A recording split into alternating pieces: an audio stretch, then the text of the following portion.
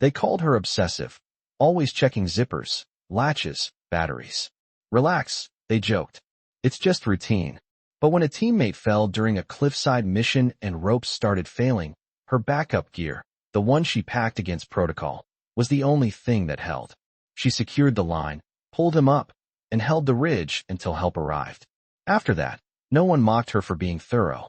From which country are you watching this video today? If you enjoy stories of courage under fire and the dedication that saves lives in impossible situations, consider subscribing for more content that honors the extraordinary commitment of those who serve. The pre-dawn darkness over Fort Bragg, North Carolina was broken only by the amber glow of floodlights illuminating the Special Operations Training Compound. At 0445 hours, Sergeant First Class Elena Vasquez stood at rigid attention in the equipment bay, her breath visible in the cold October air as she methodically inspected her gear for the third time. Around her, the other members of Alpha Team prepared for what their commanding officer had described as a routine mountain warfare exercise in the Blue Ridge Mountains. Staff Sergeant Marcus Webb, the team's senior NCO, watched Elena's meticulous preparation ritual with barely concealed irritation. Vasquez, we've been through this already. Gear check was completed an hour ago. You're holding up the squad.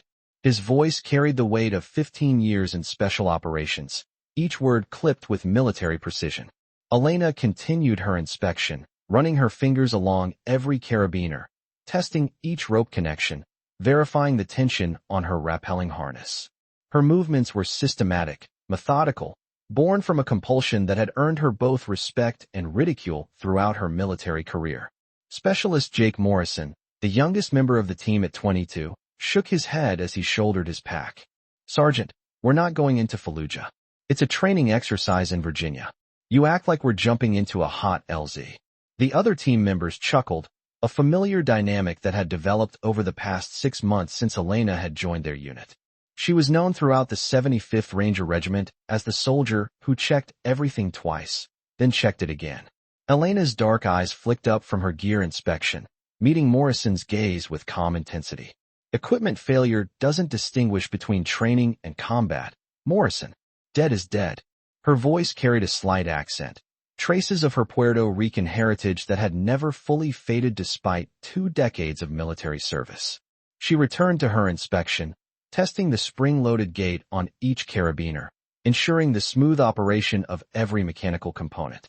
Captain David Sterling entered the equipment bay with the purposeful stride of an officer who had spent the better part of a decade leading special operations missions across 3 continents. His weathered face bore the maps of countless operations, from the mountains of Afghanistan to the urban environments of Iraq. Alpha Team, equipment check complete. Mission brief in 5. His eyes swept across his soldiers, pausing momentarily on Elena's continued preparation. Unlike his NCO, Sterling had learned to appreciate Elena's obsessive attention to detail. In his experience, soldiers who worried about equipment failures were the ones who lived longest. The mission briefing room was stark and functional, walls lined with topographical maps of the Blue Ridge Mountains and tactical displays showing weather patterns, elevation changes, and designated objective points. Captain Sterling stood before a large digital display showing aerial photography of their target area, a rugged section of mountainous terrain designated as Training Area Charlie 7. Gentlemen and lady, he began, his voice carrying the authority of command. Today's exercise simulates a high-altitude reconnaissance mission behind enemy lines. Elena sat in the front row, a small notebook open on her lap, where she meticulously recorded every detail of the briefing. Her pen moved in precise strokes, capturing not just the mission parameters, but also potential complications, weather considerations, and equipment requirements. Around her, the other team members listened with varying degrees of attention, most confident in their ability to handle whatever challenges a training exercise might present. Primary objective is establishment of an observation post on Peak 7, elevation 4,200 feet, Sterling continued, using a laser pointer to highlight their destination on the topographical display.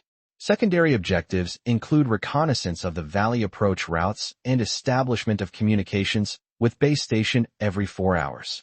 Weather forecast shows clear conditions through 1,400 hours, with possibility of afternoon thunderstorms. Staff Sergeant Webb raised his hand. Sir, what's the extraction timeline? Sterling consulted his notes. 48 hours maximum.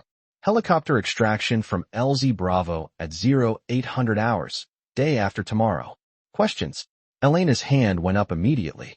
Sir, what's the backup extraction plan if weather prevents helicopter operations? The question drew eye rolls from several team members, but Sterling nodded approvingly. Good question, Vasquez. Overland extraction route via Fire Road 7, approximately 12-kilometer march to pickup Point Charlie. Anything else? Elena consulted her notes. Sir, what's the equipment load for emergency shelter if we're weathered in beyond the 48-hour window? This time, Morrison audibly groaned. Sergeant, it's 2 days in the mountains, not a deployment to the Arctic Circle. Sterling held up his hand, silencing the mild disruption. Vasquez brings up valid points. Weather in the mountains can change rapidly. Each team member will carry emergency bivouac gear, 3 days of rations, and cold weather equipment. Elena's preparation philosophy is what keeps people alive when things go wrong. As the team loaded into the transport vehicle for the drive to their insertion point, Elena performed one final check of her equipment. Her rucksack contained not only the standard gear required for the mission, but also additional items that protocol didn't mandate. Extra batteries for every electronic device, backup communication equipment, additional first aid supplies, emergency rope, and redundant navigation tools. Her teammates had long since stopped commenting on her paranoid preparations, though the extra weight she carried was a frequent source of good-natured ribbing. The drive through rural Virginia took them deeper into mountainous terrain, autumn foliage creating a spectacular backdrop of reds, oranges, and yellows that stretched as far as the eye could see. Elena stared out the window, her mind running through contingency scenarios, potential equipment failures, and backup plans for every aspect of their mission. It was a mental exercise she performed before every operation, training or otherwise, a habit that had been ingrained through years of experience and reinforced by her commanding officers who recognized the value of thorough preparation. Sergeant Webb sat across from her in the vehicle, his expression thoughtful as he watched her continue to inspect equipment even during transport. After several minutes of silence, he leaned forward. Vasquez, can I ask you something? Elena looked up from her GPS unit, which she was testing for the 4th time. Of course, Sergeant. Webb's voice took on a more personal tone, shedding some of its military formality. Why do you do it? The constant checking, the extra gear, the contingency planning for everything? You've been in the Army for what, 18 years? You've seen combat. You know your stuff. What drives the obsession? Elena considered the question carefully, her fingers automatically adjusting the straps on her pack as she spoke. My father was a mechanic, she began, her voice quiet enough that the others had to lean in to hear her over the engine noise. He worked on aircraft for a small cargo company in San Juan. Every day, he would tell me the same thing. Mija, when people's lives depend on your work, you check everything twice, then you check it again. Her eyes took on a distant quality as she continued. When I was 12, there was an accident. A cargo plane went down because someone didn't properly secure a cargo net. 3 people died because someone thought good enough was actually good enough. The vehicle fell silent except for the rumble of the engine and the sound of tires on asphalt. Morrison, who had been the most vocal critic of Elena's preparation habits, stared out the window with a newfound understanding. Captain Sterling, listening from the front passenger seat, nodded almost imperceptibly.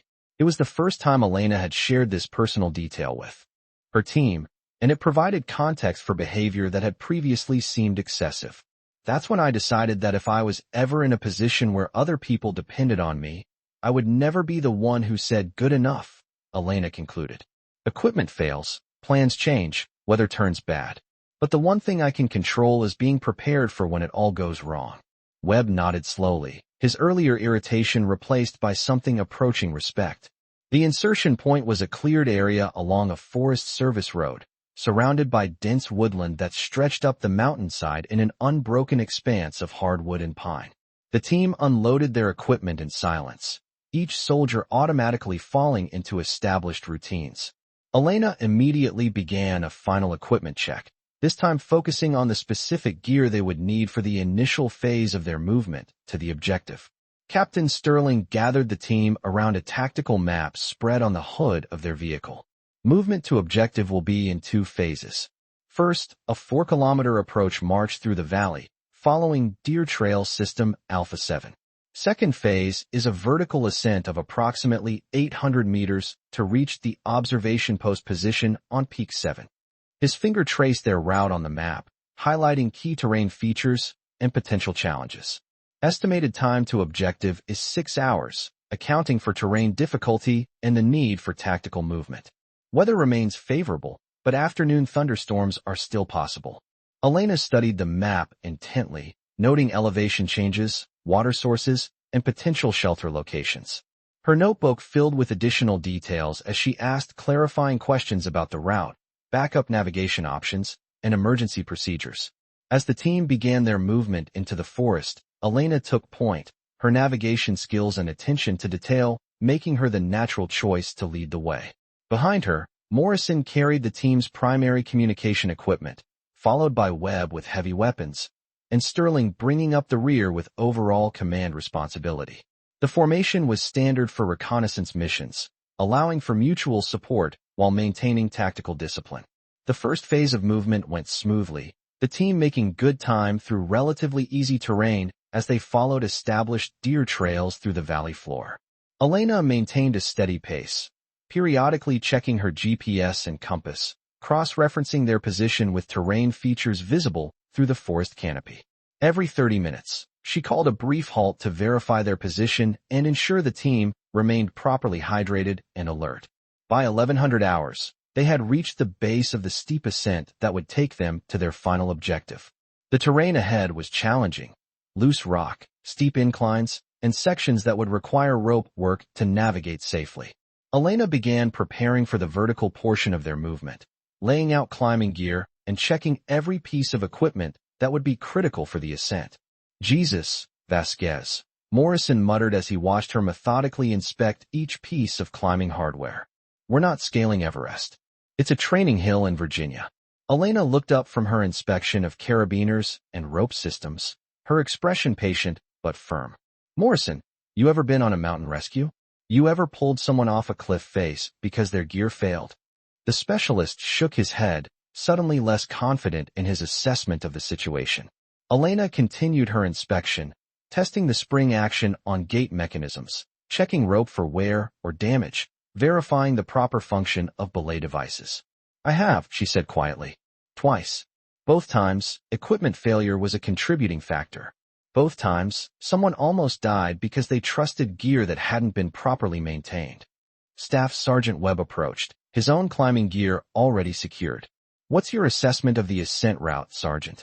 Elena pointed to a series of rock faces visible through the trees above them.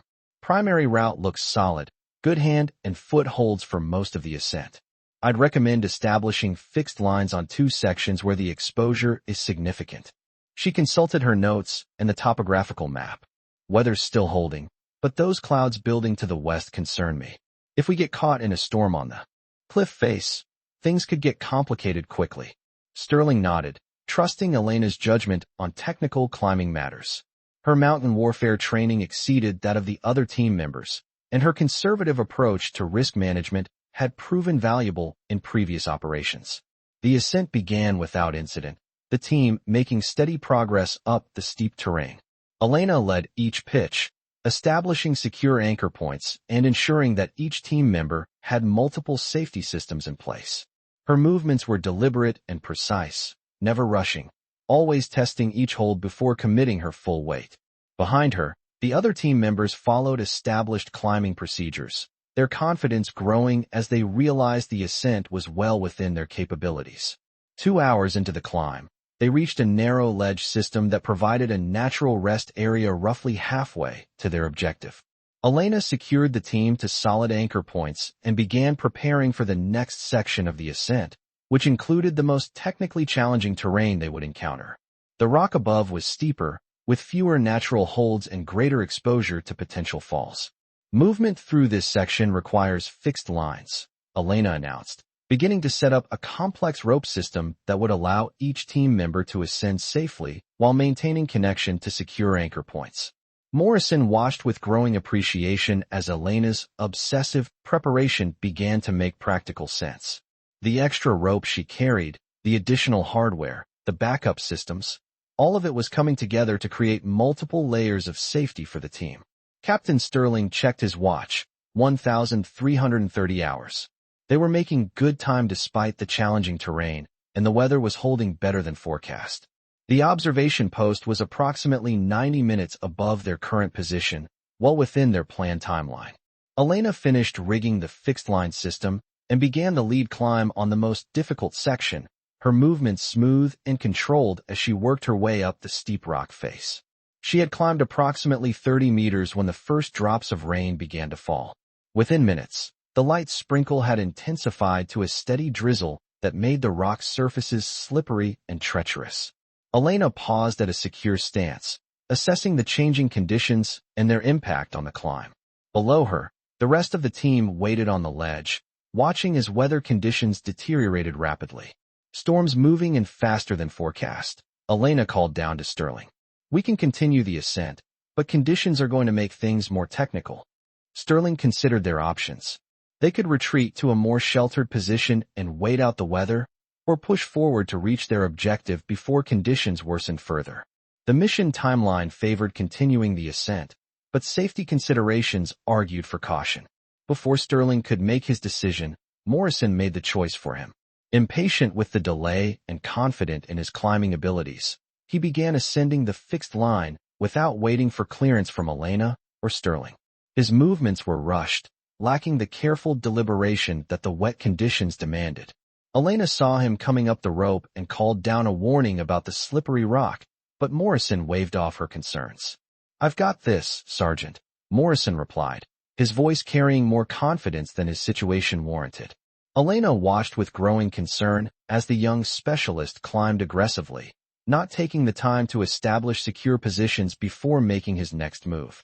The rain was now falling steadily, creating treacherous conditions on rock that had been manageable just minutes before. Morrison was approximately 20 meters below Elena's position when it happened. His foot slipped on wet rock, and for a moment he hung entirely from his hand holds while his feet scrambled for purchase. Elena immediately began preparing to arrest a potential fall, checking her anchor points and readying herself to manage the dynamic forces that would result if Morrison lost his grip entirely. The specialist managed to regain his footing and continued climbing, but his earlier confidence had been shaken by the close call. Elena called down specific route guidance, directing him toward the most secure holds and away from areas where the rock was most affected by the rain. Morrison followed her directions more carefully now, his earlier bravado replaced by a healthy respect for the conditions they were facing. As Morrison approached Elena's position, the rain intensified further, accompanied by the first rumbles of thunder in the distance. The storm was no longer a possibility. It was a reality that would significantly impact their ability to complete the mission safely. Elena helped Morrison reach her stance and immediately began assessing their options for dealing with the rapidly deteriorating weather conditions. "We need to get off this exposed rock face," Elena told Morrison as she secured him to her anchor point. "Lightning and wet rock don't mix well." Below them, Sterling was reaching the same conclusion, his voice carrying clearly up the cliff face despite the increasing wind and rain. "Elena, assessment for immediate descent versus pushing to the top."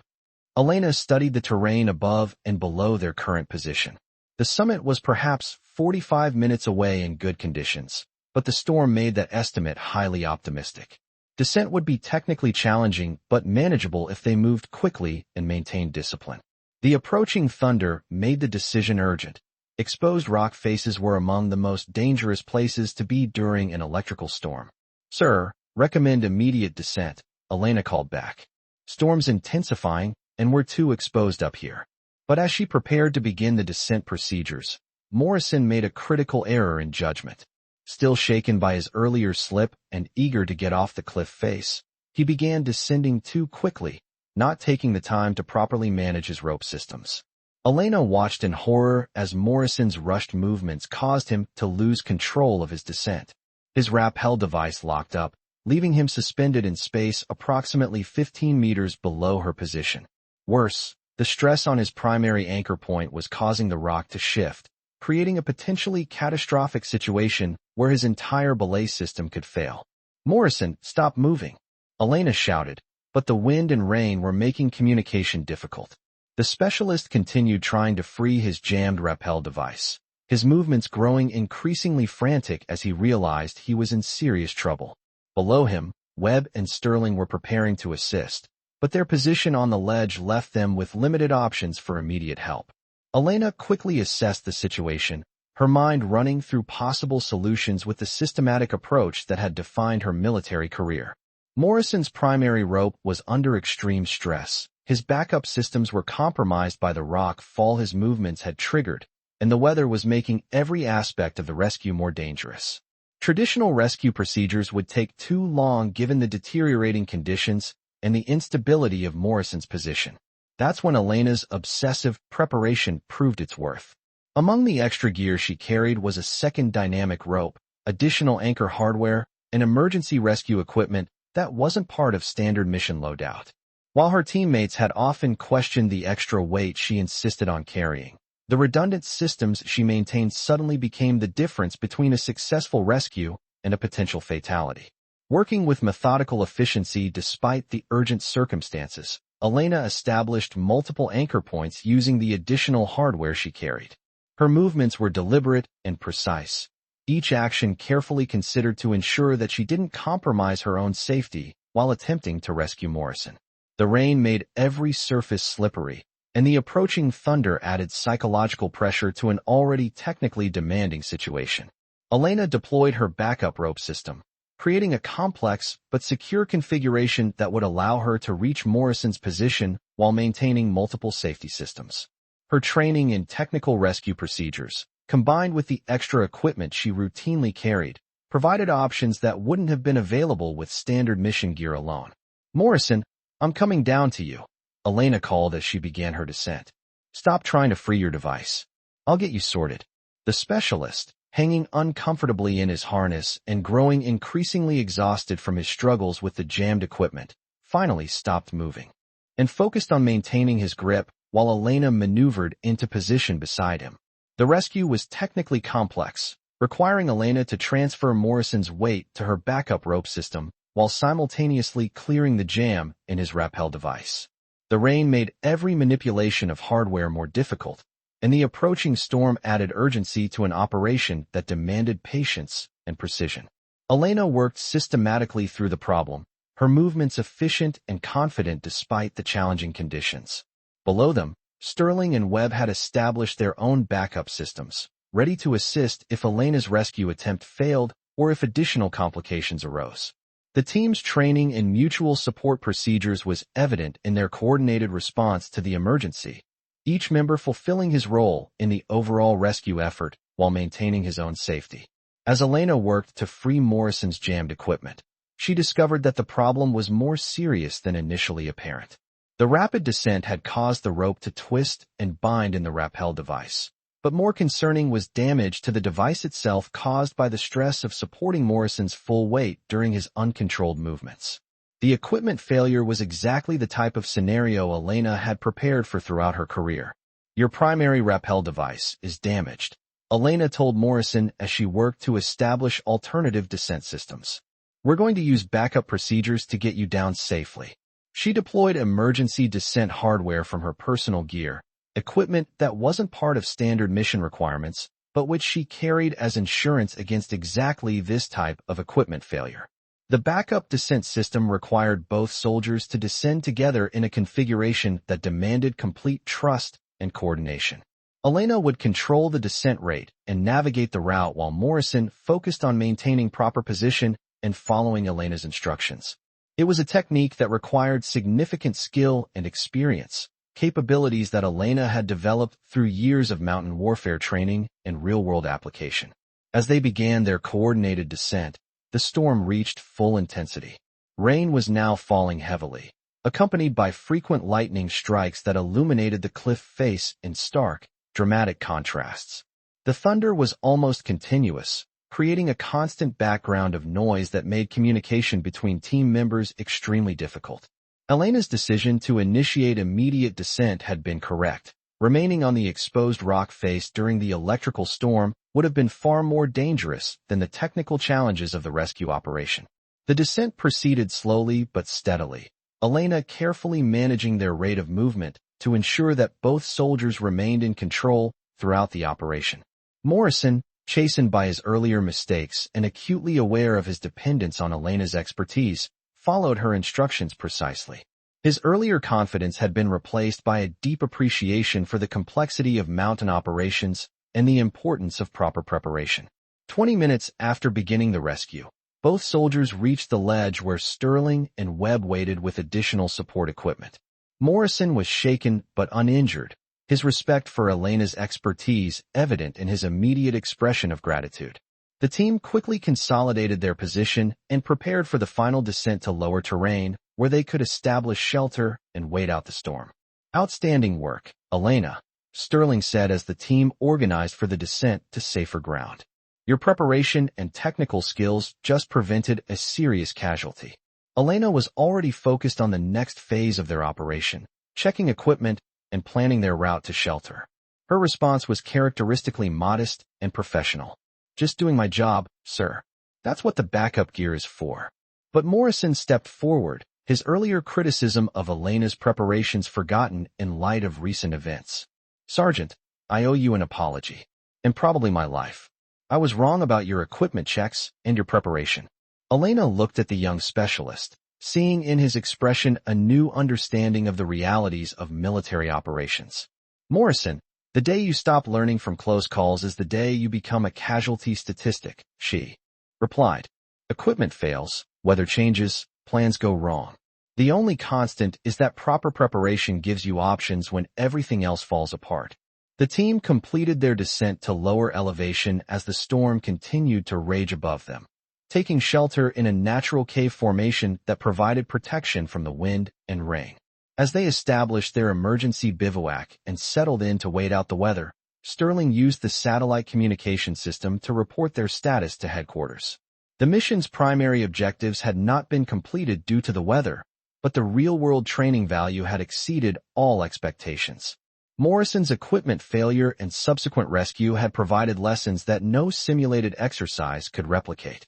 That evening, as the team shared rations and reflected on the day's events, the dynamic within the group had fundamentally changed.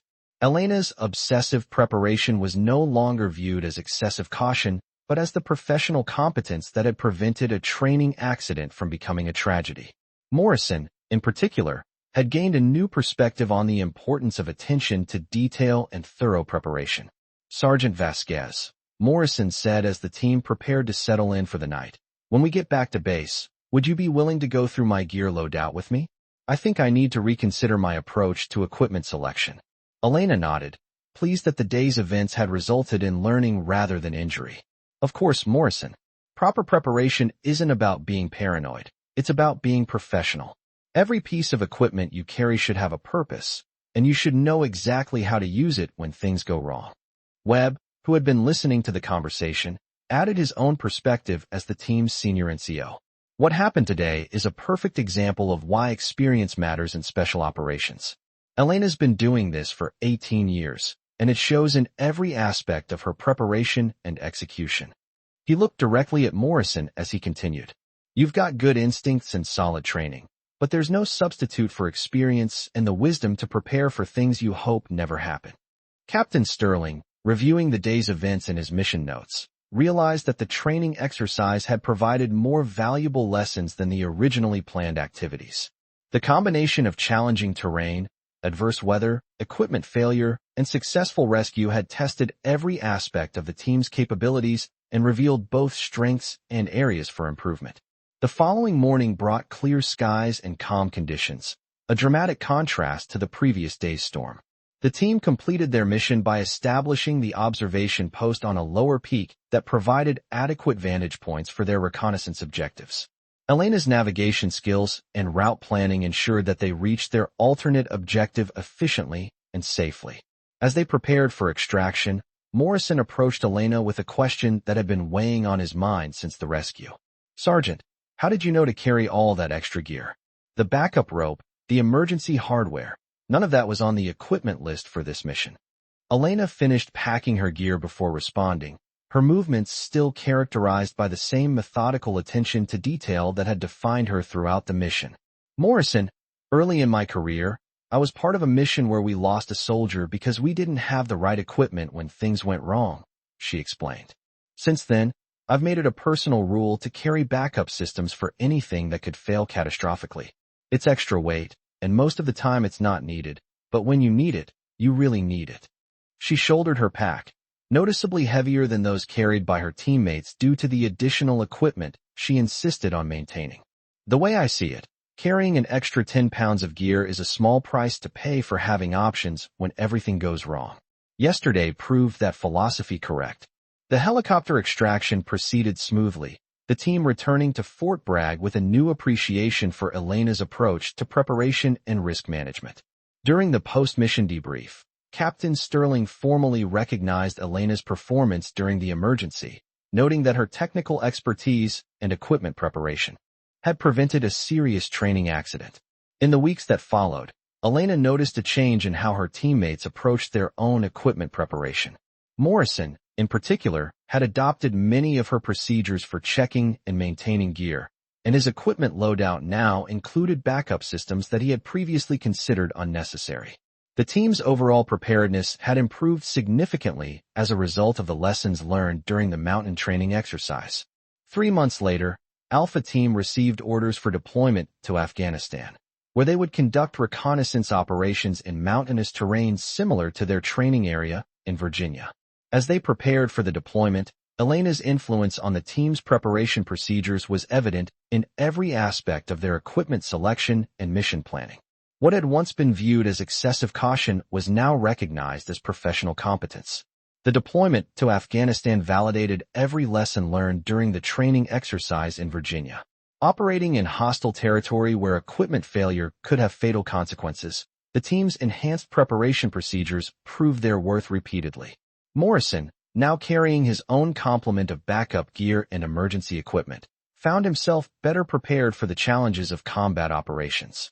During a particularly difficult mission in the Hindu Kush mountains, the team faced conditions even more challenging than those they had encountered during training.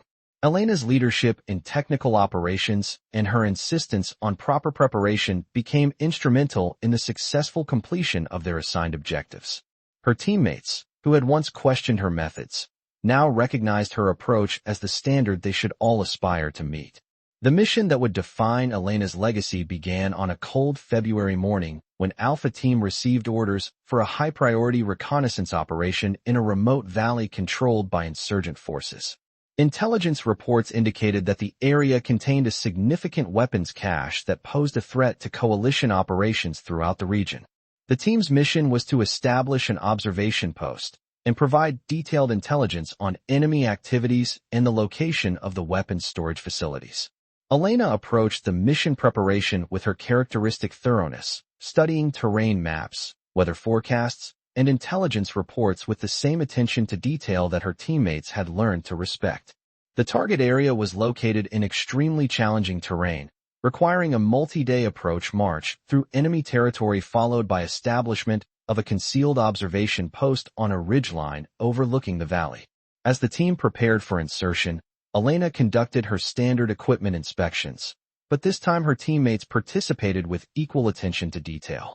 Morrison, Webb, and even Captain Sterling had adopted Elena's procedures for checking and maintaining their gear, recognizing that proper preparation was essential for survival in hostile territory. The insertion took place during a moonless night, the team parachuting into a remote landing zone approximately 20 kilometers from their objective. Elena's navigation skills guided them through treacherous terrain as they moved toward their target area, avoiding enemy patrols and maintaining strict noise and light discipline throughout their approach march. 2 days into the mission, the team had successfully established their observation post and begun collecting intelligence on enemy activities in the valley below.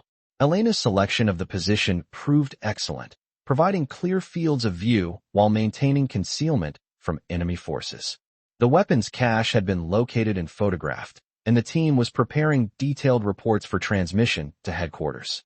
On the 3rd day, Their mission was compromised when an enemy patrol discovered evidence of their presence in the area. The team found themselves under fire from multiple directions, trapped on the ridgeline with limited options for withdrawal.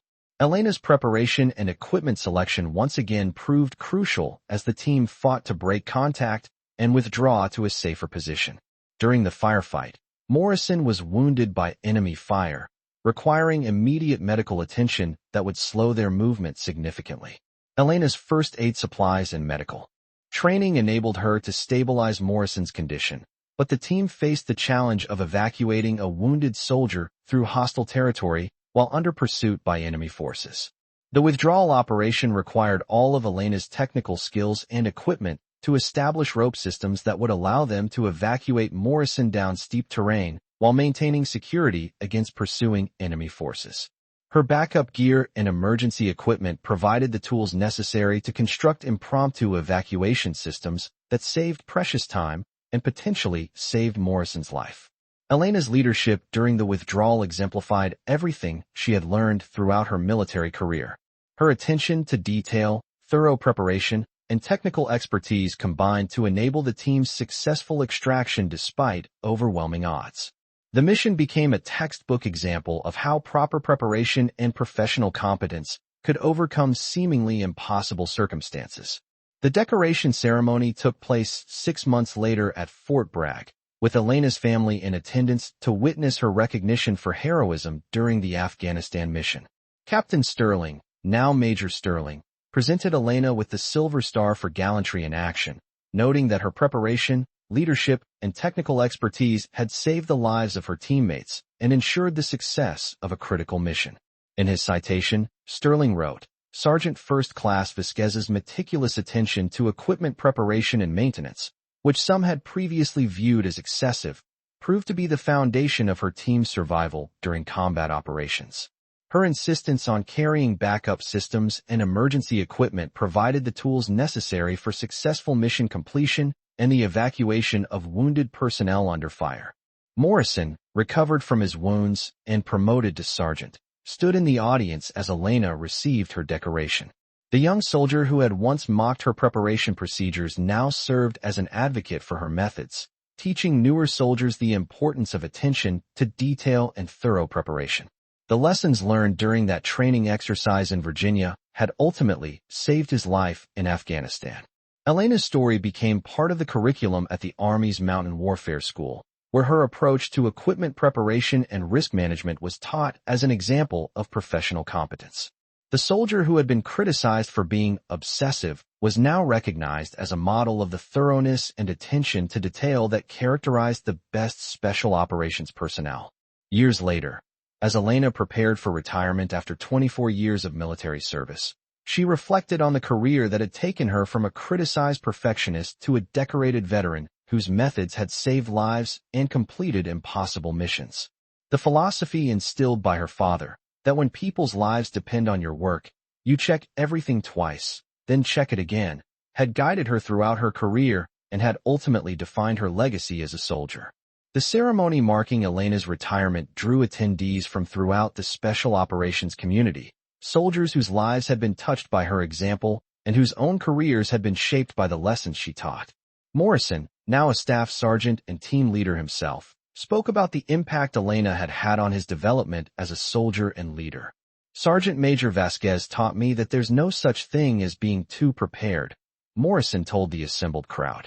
"Her attention to detail and insistence on proper preparation saved my life and the lives of countless other soldiers throughout her career.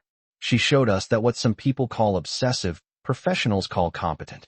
Elena's final active duty assignment was as an instructor at the Special Operations Advanced Skills Training Center, where she taught technical rescue procedures and equipment maintenance to the next generation of special operations soldiers. Her courses were among the most popular and highly regarded in the curriculum, sought after by soldiers who understood that attention to detail could mean the difference between mission success and failure. As she transitioned to civilian life, Elena carried with her the satisfaction of knowing that her approach to preparation and attention to detail had not only defined her own career, but had influenced an entire generation of soldiers. The philosophy that had once been criticized as excessive had become recognized as the standard of professional competence that all special operations personnel should aspire to achieve. The soldier they once said didn't belong in combat had proven that thorough preparation, attention to detail, and unwavering commitment to excellence were the qualities that distinguished true professionals from those who simply wore the uniform. Elena Vasquez had spent her career proving that when lives are on the line, there is no such thing as being too careful, too prepared, or too thorough in the pursuit of mission success and the safety of those who serve alongside you.